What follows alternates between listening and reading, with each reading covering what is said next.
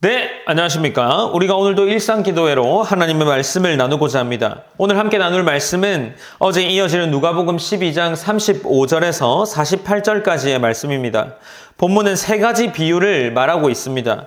가장 먼저는 35절에서 38절까지 기록된 주인을 기다리는 종들의 비유입니다. 내용은 간단하죠. 예수님은 제자들에게 이 주인을 기다리는 종들의 비유를 통해서 준비되어 있어야 한다라는 것을 가르쳐주고 있습니다. 본문 35절에서는 특별히 이렇게 기록하는데 허리에 띠를 띠고 등불을 켜고 서 있으라라고 기록합니다. 그렇다면 35절에서 기록되는 이 허리 그리고 등불은 어떤 의미를 가질까요?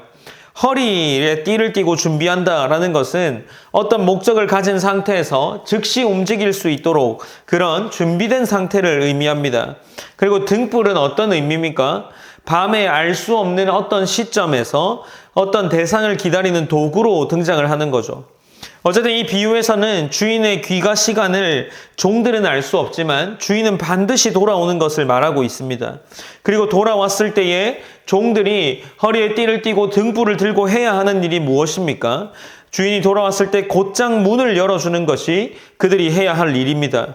그리고 이때 종들은 주인에게 문을 열어주면 주인이 행하는 어떤 충격적인 기록이 나와 있는데 당시 사회에서는 이것을 좀 특이하게 받아들일 수 있는 부분이기도 합니다.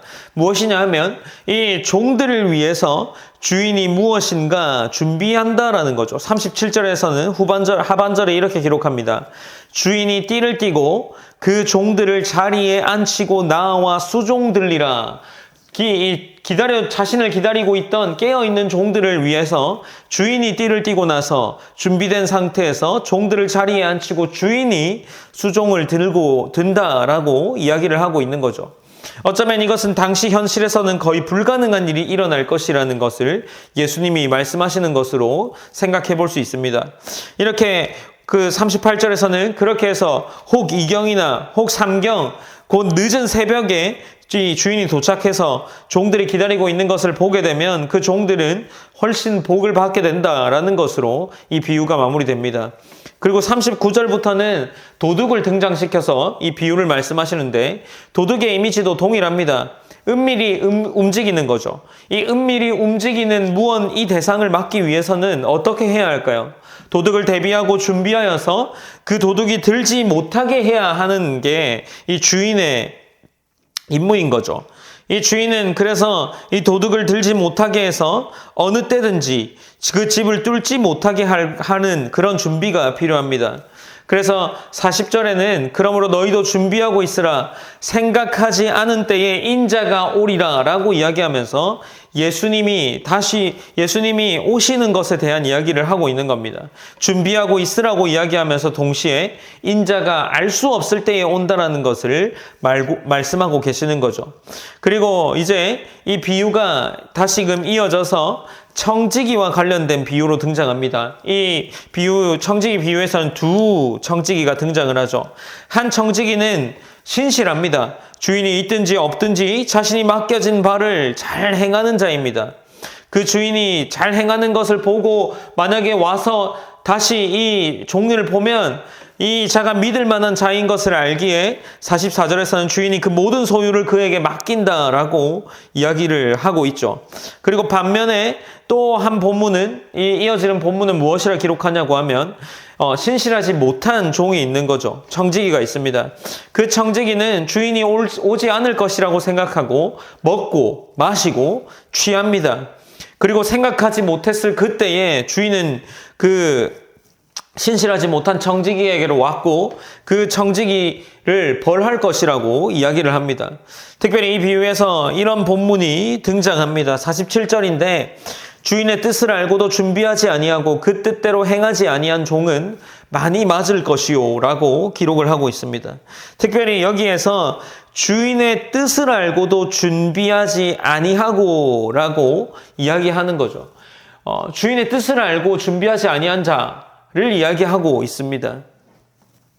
예수님에 대한 존재를 알고도 준비하지 않은 자인 거죠. 예수님에 대한 복음을 듣고도 준비하지 않은 자를 이야기하는 것이 아니겠습니까?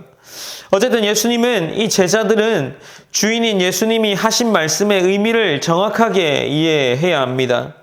그래서 이로 인해서 예수님이 준비되어야 한다. 자기 자신을 맞을 준비가 되어야 한다. 이후에 예수님을 알아보아야 한다라는 등의 이해로 이어질 수 있습니다. 저는 이 본문을 보면서 특별한 이야기를 한다기보다 한 가지 생각이 들었습니다. 어쩌면 우리가 한 번쯤은 해본 생각이 아닐까 싶은데, 정말 만약 예수님이 오신다면 나는 어떤 모습으로 있을까? 준비된 청지기로 있을까? 그 예수님의 오시는 것을 깨어서 기다리는 종들처럼 있을까? 도둑이 드는 것을 막기 위해서 준비해 놓은 그런 주인의 모습으로 있을까 하는 생각이 들었습니다. 그럼과 동시에 이런 기도 제목도 떠올랐습니다. 하나님, 정말 내가 하나님과 동행한다는 것을 하나님 내가 기억하며 살아갈 수 있도록 인도하여 주시옵소서라는 이런 기도를 해야 되지 않나 싶습니다. 제가 오늘 참 바쁜 하루를 보냈습니다. 아침부터 일어나서 이런저런 일들을 하면서 바쁘게 보냈는데 그 순간순간마다 내가 이 찰나에 예수님이 오셨으면 어떻게 됐을까라고 생각해 본다면 참 부끄러운 모습이지 않았을까 싶습니다. 사랑하는 일상교회 성도 여러분, 여러분은 어떠십니까? 예수님이 곧 오신다, 아니면 우리가 오늘 잠자리에 들었을 때 오신다라고 생각한다면 어떨까요? 우리가 그런 모습으로 우리의 일상을 보내야 하지 않겠습니까? 예수님 실제로 오신다는 것을 알고 우리는 그 오신다는 사실을 믿고 있습니다. 그렇다면 예수님 반드시 오시는 분인데 우리의 삶이 어떠해야겠습니까? 지금 당장 예수님이 온다라고 생각하고 준비해도 부끄러운 모습이지 않겠습니까? 우리가 긴장해야 할 것 같습니다. 우리의 신앙을 나태하고 또 방종하고 그저 하루하루를 흘려보내는 것이 아니라 하나님 깨어서 내가 하나님 말씀을 조금이라도 나의 일상에서 내 몸이 지치고 힘들지만 조금이라도 살펴볼 수 있는 하나님 그러한 모습이 우리 안에 있어야 되지 않나라는 생각이 듭니다. 우리가 이 시간 이러한 기도 제목들을 가지고 함께 기도함으로 나아가길 원합니다. 제가 기도하고 오늘의 일상 기도회를 마무리하도록 하겠습니다. 사랑의 하나님, 감사합니다. 하나님, 우리가 바쁜 일상을 살아내느라 하나님이 당장 오신다면 참 부끄러운 모습으로 있지 않을까 싶습니다. 하나님, 그렇기에 우리가 기도하는 것은 하나님 내 안에 내주하시는 성령님께서 항상 우리와 함께 하신다, 동행하신다라는 사실을 기억할 수 있도록 하나님 인도하여 주시옵소서. 하나님, 부족한 우리의 모습들이지만 늘상 하나님께 깨어서 반응할 수 있는 하나님 허리에 띠를 띠고 등불을 든 종들처럼 살아낼 수 있도록 우리의 체력과 또 우리의 마음과 또 우리의 이 모든 영적인 부분들을 하나님 인도하여 주시고 또 힘 주셔서 그렇게 살아낼 수 있도록 인도하여 주시옵소서. 하나님, 내일의 삶도 또 오늘의 삶도 우리가 거뜬히 하나님과의 동행함을 통해서 거룩하게 살아낼 수 있도록 하나님 인도하여 주시옵소서.